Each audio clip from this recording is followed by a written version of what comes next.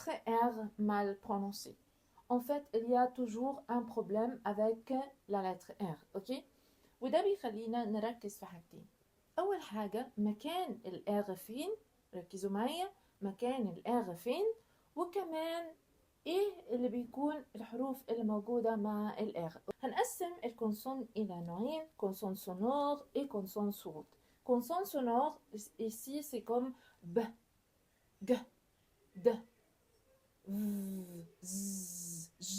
Et les consonnes sourdes, c'est comme T, K, S, Sh, P.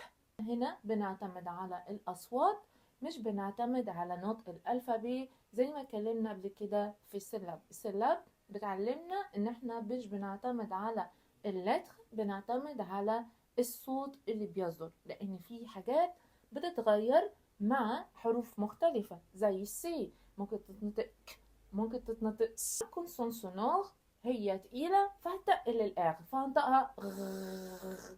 سورد هتكون خفيفة فهتخفف كمان الآغ معاها، اوكي؟ فهتكون كأني بالظبط بعمل ميكس بين غ وخ.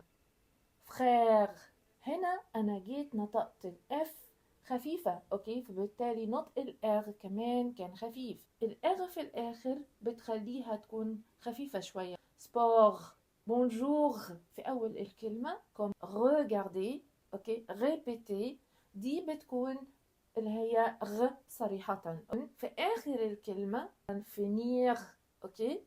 finir في ميكس ما بين غ وما بين خ. أصوات تقيلة فبالتالي هنطقها غ كوم drôle، vraiment، vrai خفيفة فبالتالي هنطقها خفيفة. préféré، pratique،